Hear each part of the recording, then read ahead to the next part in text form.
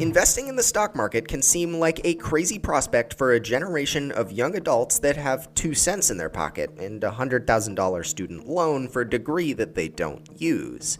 But when it's done right, you can take that 2 cents, turn it into 3 cents, and well, that's more than you had yesterday. And isn't that the goal? In all seriousness, the stock market is often perceived as a big scary abyss of money that eats unsuspecting investors alive and is the path to a magnitude of wealth for those that understand it. While those perceptions can be true, understanding the stock market and succeeding in making money with it is far easier than you might expect. In order to understand the stock market, first, we need to understand just what a stock is.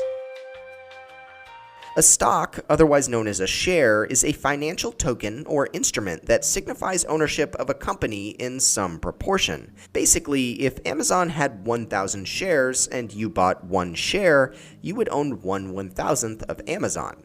In reality, Amazon and companies alike have millions of shares, but that sums up the point. When you own a stock, that means that you own a portion of that company, and as the value of that company increases, so does your stock price. There are also common and preferred stocks, which refer to the voting rights of a shareholder.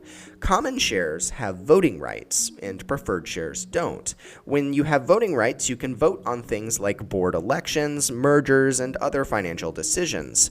Preferred shares, however, are called that because they get preference when a company pays a dividend, which is basically a split of the profit of a company with the shareholder, and they also get preference in other financial situations. Stocks can get much more complicated than that, but these simple understandings will serve enough to the basic investor. The next thing you might be wondering is why exactly companies will sell stocks. And that answer is simple: to get money. Stocks allow a company to raise massive amounts of operating capital with essentially no extra effort or product. The modern stock market often bases the value of a company off its potential earnings down the line. This means that relatively small companies can earn millions, or even billions, if investors think that they can succeed in the future. So then, if a company wants to sell their shares, they need a place to do it. Enter the stock market. Companies list shares by selling them through an initial public offering, or IPO, on an exchange. This essentially changes the status of a company from a privately held business to a publicly traded one. IPOs can let company founders cash out their stake or just let the company raise money. Once a company's stocks are listed on an exchange, the public can trade them. Usually prices will fluctuate based off of public opinion, but the more concrete trends and fluctuations are usually dependent upon a company's earnings and operations. These can be measured by PE ratios, or price to earnings ratios, as well as a variety of other metrics. This is usually where casual investors get scared and their eyes start to glaze over. But fear not, it's not as complicated as it sounds.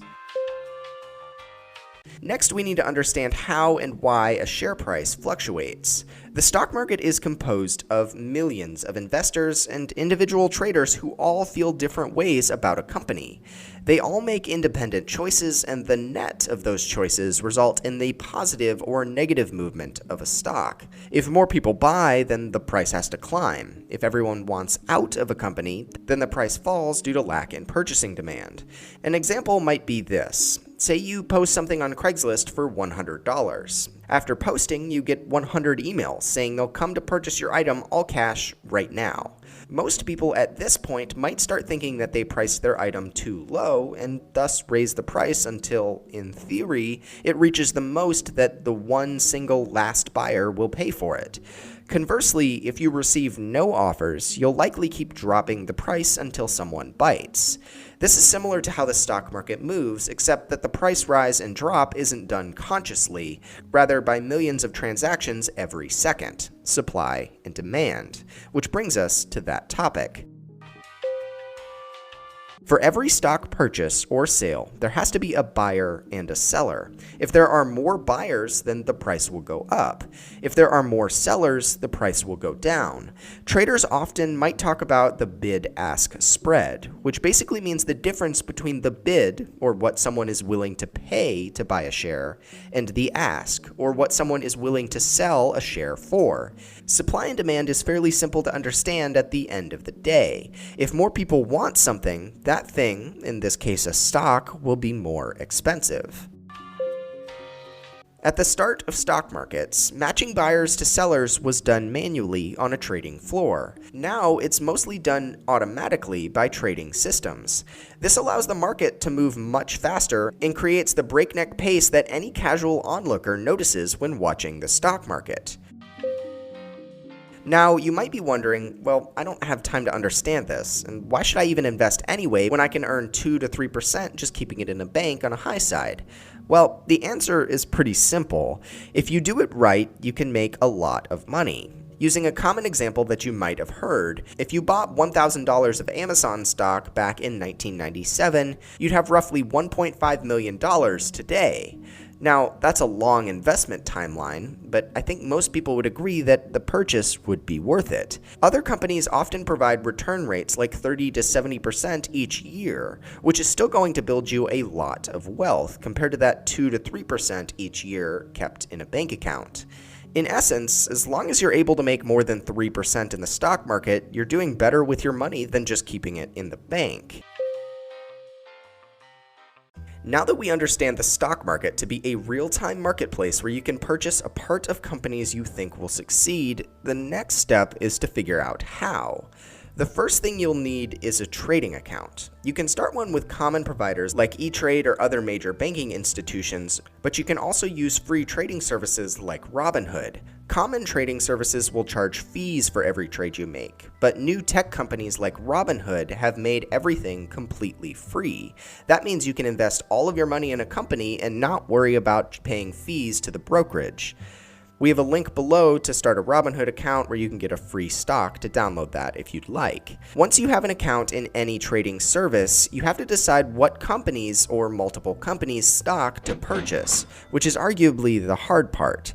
You also have to have a certain amount of money. Stocks range from a few cents to many thousands of dollars. The key thing about stocks is that you can't purchase part of one. It's either all or nothing. If you want to invest in Amazon, you'll need at least $1,800, at least at the time of recording, to get started. But you can buy much cheaper, well-rated companies for a few bucks. Before you make a purchase, you want to do extensive research to make sure you understand what a company does to make money, whether they're in good financial standings, and also see what experts think about a company and whether you should buy it.